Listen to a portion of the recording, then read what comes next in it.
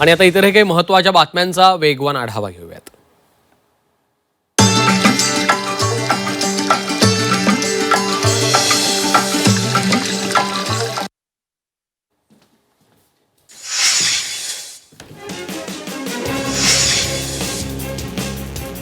साताऱ्यातील फलटणच्या राजकारणामध्ये चर्चेला उधाण आलेलं आहे. माजी सभापती आणि ज्येष्ठ नेते आमदार रामराजे नाईक निंबाळकर यांच्या सोशल मीडिया स्टेटसमुळे नव्या चर्चेला उधाण आलेलं आहे.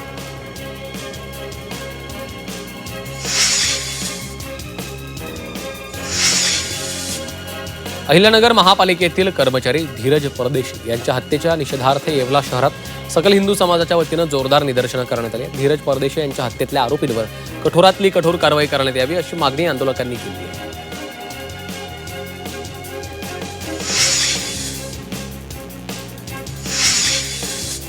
पालघरमध्ये ओबीसी समाजाकडनं आंदोलन करण्यात आलं. पालघर जिल्ह्यात सुरू असलेल्या शिक्षक भरतीमध्ये ओबीसींना 0% आरक्षण देण्यात आल्यानं आंदोलन केलेलं आहे. यावेळी सरकार आणि लोकप्रतिनिधींच्या विरोधात जोरदार घोषणाबाजी केली आहे.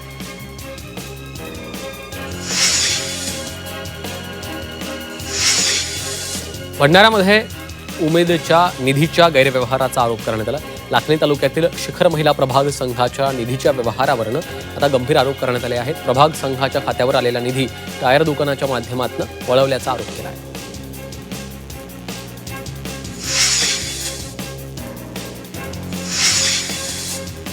स्वातंत्र्य दिनाच्या पार्श्वभूमीवर अलिबाग नगर परिषदेकडनं शहरात बाईक रॅली काढण्यात आली. संपूर्ण शहरात फिरून रॅलीची समुद्रकिनारी सांगता झाली आहे. देशभक्तीपर गीतांची धून, जयघोष आणि फडकणारे तिरंगे ध्वज यामुळे वातावरण देशभक्तिमय झालं.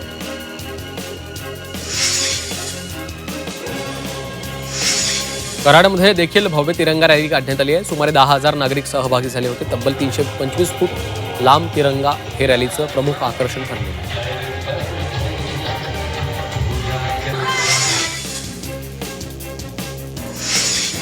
बिहारच्या पूर्व चंपारण जिल्ह्यातील चौरादानो इथल्या अफसर या तरुणानं मुंबईतील हाजी अलीच्या दर्शनासाठी तब्बल 1900 किलोमीटरच्या पायी प्रवासाला सुरुवात केली. 20 जूनपासून सुरू झालेल्या या प्रवासात अफसरनं आतापर्यंत सुमारे 1400 किलोमीटरचं अंतर पूर्ण केलं.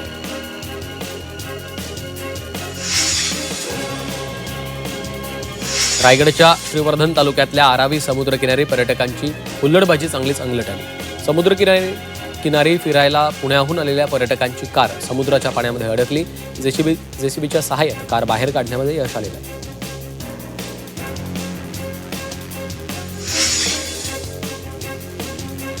पालघरच्या जव्हार तालुक्यातल्या देहेरेमध्ये शाळा सुटल्यानंतर एसटी बस न आल्यानं विद्यार्थ्यांनी रात्रीच्या अंधारात आपला पायी प्रवास करत घर गाठलं. आश्रमशाळेमध्ये शिक्षण घेण्यासाठी रोज विद्यार्थ्यांनी कोगदी गावातनं 5 ते 6 किलोमीटर बसनं प्रवास करतात.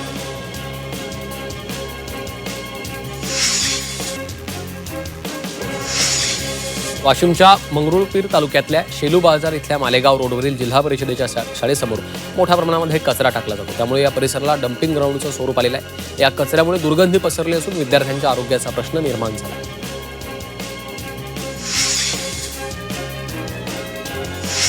वाशिमच्या मंगरुळपीर तालुक्यातल्या शेलू बाजारच्या जवळ संभाजीनगर नागपूर राष्ट्रीय महामार्गावर काटेरी झुडपं आली आहे. लाठी गावाजवळ झुडपांमुळे रस्ता जवळपास 2 फुटांनी अरुंद झालाय. त्यामुळे वाहनधारकांना मोठी कसरत करावी लागते. या ठिकाणी अपघाताचा धोका निर्माण झालाय.